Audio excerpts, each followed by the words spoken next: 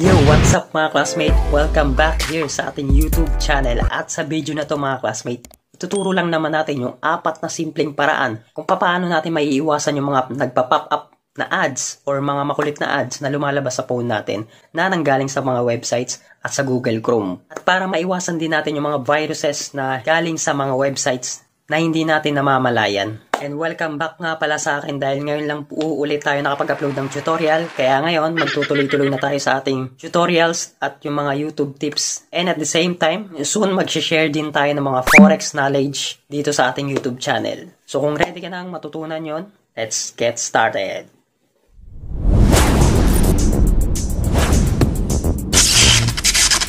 So ang unang gagawin mo is magpunta ka sa Google Chrome. Tapos, sa taas nito, makikita mo tong upper 3 dots sa right side. I-click mo lang yan at hanapin mo yung settings. Click mo yung settings. Pag nandito ka na, hanapin mo naman yung site settings at hanapin mo naman yung pop-ups and redirects. So, i-click mo to, pop-ups and redirects. So, kung naka-on siya, make sure na naka-disable siya para ma-block mo yung mga pop-ups na lumalabas na ads sa Google Chrome mo. Tapos yung pangalawa is yung intrusive ads. Eto, i-click mo lang to. Kung naka-on siya, make sure na naka-disable siya para yung ad na galing sa mga sites is ma-block siya. So yan yung unang step na gagawin mo. Yung pangalawa naman, punta ka sa settings ng phone mo. So depende kasi sa phone eh. Sa phone ko, Vivo kasi yung phone ko. Ang hahanapin mo pag Vivo yung phone mo, yung other networks and connections. Pagkakala mo sa ibang phone, ang nakalagay recommendation eh. So, i-click mo yon. So, sa akin, other networks and connections. Basta ang pinakahanapin mo dun is yung private DNS. Eto yun, no? So, pag nakita mo na yung private DNS sa phone settings mo, click mo lang yon at pindutin mo tong private DNS provider. Yan. Pag natap mo na yan, itap mo naman tong provider hostname. Tap mo to, required. At i-type mo naman tong dns.adguard.com. Tapos pindutin mo lang okay. So ganyan lang.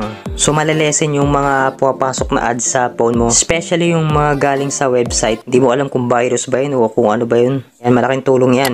So yung pangatlo naman, pupunta ka sa Gmail account mo. Whether kung ilan man yung email na nakalagin doon, ganito ang gagawin mo. Punta ka sa Gmail mo. So pindutin mo to. Itong profile na bilog sa upper right side. At kung ano yung email na nakalagin, pindutin mo tong Google account. Tapos punta ka sa security. Scroll down mo, hanapin mo yung nakalagay na enhance safe browsing for your account. Yung sa akin naka-on na siya. Kung sa'yo naka-off yung enhance safe browsing mo, itap mo lang yan. Tapos basically yan, i-on mo lang kung naka-disable yung sa'yo. Yan. So i-turn on mo lang kapag naka-off. So kapag naka-turn on na yan, okay na siya. Basically mas madadagdagan yung security sa Google Chrome mo. At yung last and final, depende kasi sa phone mo kung ano yung gamit mo. Basically sa phone ko, sa Vivo phone ko, ang security app na meron ako is yung tawag sa kanya ay iManager. So I believe lahat ng phone is merong gantong application. Hindi ko lang sure kung parehas yung pangalan. Pero same function lang din naman yun.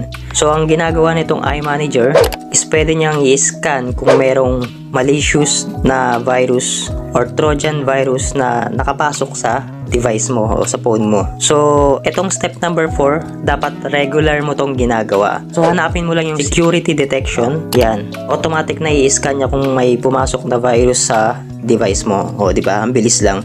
Pero ito, dapat regularly mo ginagawa monthly. Nasa sayo kung twice a month o thrice a month or 4 na beses sa isang buwan mo gagawin or once a week. Para safe yung account mo at hindi ka mapasukan ng any virus. Kasi ang nagagawa kasi nito, kapag may mga application na hindi mo alam na na-download mo pala, tapos may virus pala yon, once na tinap mo tong security detection, malalaman mo na meron kang application na na-download na may virus. Automatic na ipapadelete niya sa yun. Kasi ganun yung nangyari sa akin eh. Tuwing tinatap ko tong security detection, siya yung nagre-recommend na itong application na to, tanggalin mo na to, i-uninstall mo to.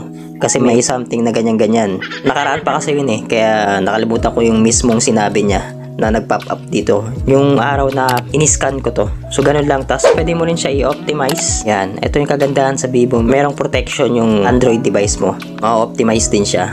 Done. So, itong App Manager naman, ito yung sinasabi ko kanina na madidetect mo kung meron kang application na na-download na merong virus or something malicious na tinatrack yung device mo. So, pindutin mo lang tong app manager.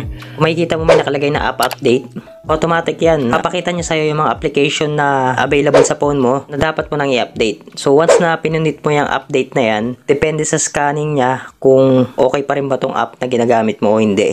So, ganun kasi yung nangyari sa akin. Yan, hintayin mo lang siyang matapos yung installing update niya. At dun mo na malalaman, biglang may magpa-pop up kung malicious ba to sa virus or tinatrack yung device mo nitong app na tong na-download mo. Kaya maganda na regular mo tong ginagawa monthly. So, meron din siyang space cleaning. Yan, para mga junk files mo is automatic na mabura yung mga hindi na kailangan.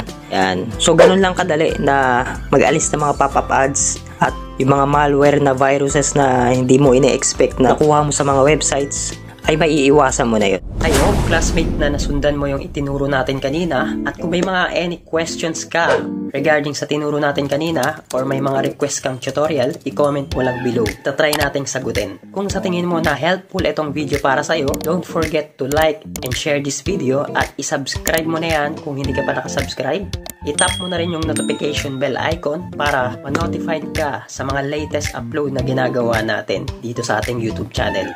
At kung naghahanap ka pa ng mga tutorial video, puntahan mo lang yung video na makikita mo sa screen maya-maya. And I hope to see you sa next upload. Bye-bye!